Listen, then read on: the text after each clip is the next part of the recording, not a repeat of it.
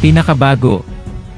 Opisyal na nag-donate ang Amerika ng 4 na kumpletong patrol boat at 3 aircraft sa Pilipinas.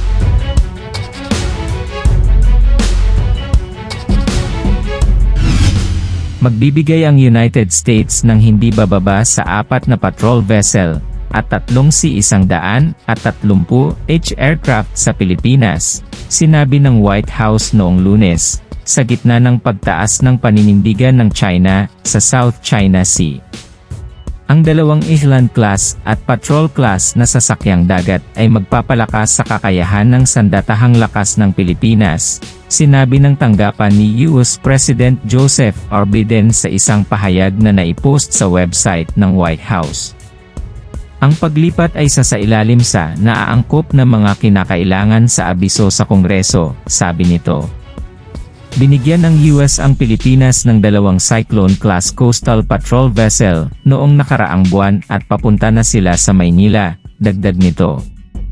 Ang mga paglilipat na ito ay susuportahan ang programa ng modernisasyon ng Armed Forces of the Philippines sa pamamagitan ng pagpapahusay sa maritime at tactical lift capabilities nito, sabi ng White House.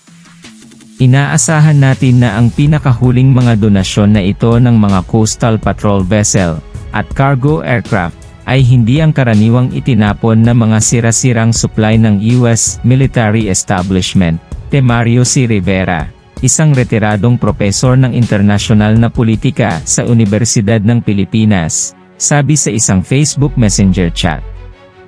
Ang mga mapagkukunang ito ay dapat nasa ilalim ng ganap na kontrol sa pagpapatakbo ng gobyerno ng Pilipinas, at hindi ginagamit para lamang suportahan ang mga interes ng estratehikong seguridad ng Amerika sa rehiyon, dagdag niya. Sa wakas, hindi ito dapat makabawas sa atin sa paghahanap ng mapayapang solusyong pampulitika sa tunggalian sa West Philippine Sea, dagdag niya, na tumutukoy sa mga bahagi ng South China Sea sa loob ng Exclusive Economic Zone ng Pilipinas. Ang isang agarang pagtutuon ng naturang diplomasya ay ang paggawa ng walang hadlang na pag-akses ng ating mga mangingisda sa ating mga karapatan sa maritime sa West Philippine Sea. Inaasahan ng donasyon dahil ang sektor ng depensa ng Pilipinas ay may kasaysayang nakahanay sa US. Michael Henry LL, sinabi ni U5, isang policy analyst. Ang tulong na natatanggap namin ay tila malaki, ngunit hindi ito dapat makita bilang isang malaking hakbang, sabi niya sa isang messenger chat. Hindi natin dapat gamitin ang alyansang ito bilang isang dahilan upang hindi palakasin ang ating mga kakayahan sa pagtatanggol sa pamamagitan ng iba pang paraan tulad ng pagbubuo ng mga katulad na alyansa sa ibang mga estado. Sinabi ni GU5 na dapat palakasin ng Pilipinas ang mga kakayahan nito sa pagtatanggol sa pamamagitan ng sarili nitong pagsisikap. Hindi lang tayo dapat umasa sa US para tulungan tayo kapag kailangan, anya. Mas madaling sabihin ito kaysa gawin siyempre. Ngunit ito ay isang hamon na dapat harapin ng Pangulo at ng Kongreso. Ang pagpapalakas ng aming mga kakayahan sa pagtatanggol sa bansa nang walang tulong ng mga panlabas na puwersa ay nangangailangan ng kooperasyon ng parehong sangay ng pamahalaan. Bagamat makakahanap tayo ng kaginhawaan sa ating alyansa sa US, hindi ito ang ating pangmatagalang patakaran sa pagtatanggol, dagdag niya. Sa pagsulong, kailangan nating magkaroon ng sariling kakayahan sa pagtatanggol. Hindi natin dapat pahintulutan ang ating mga leader sa politika na kalimutan ang layuning ito. Nagpulong sina G. Biden at Pangulong Ferdinand R. Marcos, Jr. sa White House noong Lunes, kung saan muling pinagtibay ng pinuno ng US ang kanyang bansa na bakal na pangako sa alyansa sa Pilipinas.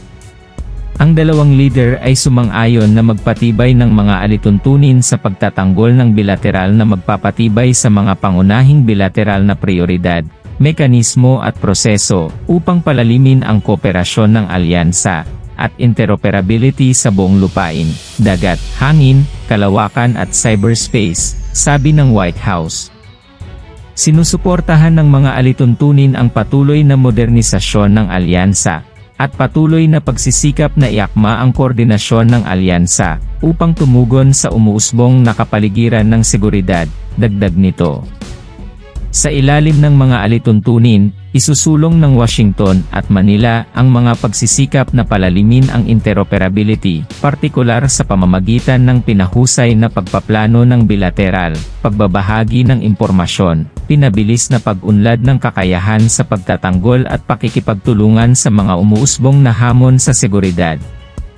Inaasahan din ng dalawang bansa na magtatag ng magkahiwalay na trilateral modes of cooperation sa Japan at Australia, sinabi ng Pilipinas at US sa magkahiwalay na joint statement na naipost sa website ng White House.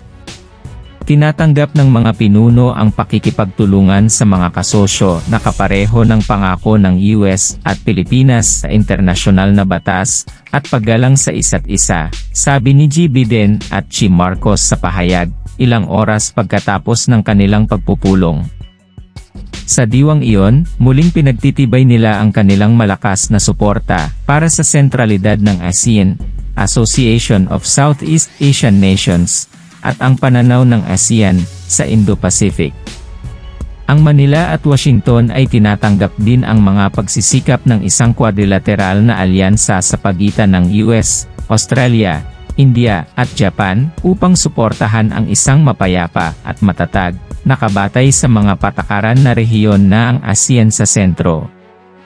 Itinuring ng China, isang mahalagang kasosyo sa kalakalan ng Pilipinas, ang Quad bilang isang pagtatangka ng US na kontrahin ang impluwensya nito sa rehiyon. Tinawag ni Wang Yi, Ministro ng Panlabas ng China, ang impormal na pagpapangkat na pinamumunuan ng US bilang Indo-Pacific NATO. Sinabi ng mga pinuno na mayroon silang hindi natitinag na pangako sa kalayaan ng pag-navigate at overflight sa South China Sea na inaangkin ng China sa halos kabuuan nito. Inulit din ni G. Marcos at G. Biden ang kahalagahan ng paggalang sa mga karapatan ng soberanya ng mga estado sa loob ng kanilang mga eksklusibong sonang pang-ekonomiya na naaayon sa internasyonal na batas, na binanggit ang 2016 na arbitral na desisyon na nagpawalang bisa sa malawakang pag-angkin ng China sa daanan ng tubig. Sinusuportahan ng mga pinuno ang karapatan at kakayahan ng mga mangingisdang Pilipino na ituloy ang kanilang tradisyonal na kabuhayan. Pinagtibay din ng dalawang pinuno ang kahalagahan ng pagpapanatili ng kapayapaan at katatagan sa buong Taiwan Strait bilang isang kailangang-kailangan na elemento ng pandaigdigang seguridad at kasaganaan. Ang mga pinuno ay naghahatid ng suporta para sa soberanya, kalayaan, at integridad ng teritoryo ng Ukraine sa loob ng kinikilalang internasyonal na mga hangganan nito, na binabanggit na ang salungatan ay nakaapekto sa seguridad ng pagkain at enerhiya sa Indo-Pacific, ayon sa magkasanib na pahayag. Inulit ni G. Biden na ang isang armadong pag-atake sa mga armadong puwersa ng Pilipinas, mga pampublikong sasakyang pandagat o sasakyang panghimpapawid sa Pasipiko, kabilang ang South China Sea, ay hihingi ng mga pangako sa pagtatanggol sa isa't isa ng US sa ilalim ng 1951 US Mutual Defense Treaty. Noong Pebrero, inihayag ni G. Marcos ang pagpapalawak ng 2014 na Enhanced Defense Cooperation Agreement ng Pilipinas sa US, na nagbibigay sa Washington ng access sa 4 pang base militar sa itaas ng 5 umiiral na mga site. Ang pagpapalawak ng EDCA ay magpapalakas ng seguridad ng Pilipinas at susuporta sa mga layunin ng modernisasyon ng Armed Forces of the Philippines, habang nagtutulak ng mga pamumuhunan ng US sa mga lokal na komunidad sa buong Pilipinas, at pagpapabuti ng ating magkakaparehong kakayahan na mabilis na makapaghatid ng humanitarian assistance at disaster relief, ayon sa magkasanib na pahayag. Pinuna ng China ang pagpapalawak ng EDCA, na inaakusahan ang Washington na nanganganib sa kapayapaan at katatagan ng rehiyon. Ang EDCA ay sumasang-ayon sa 1,979 Visiting Forces Agreement at sa Mutual Defense Treaty. Noong Setyembre 1971,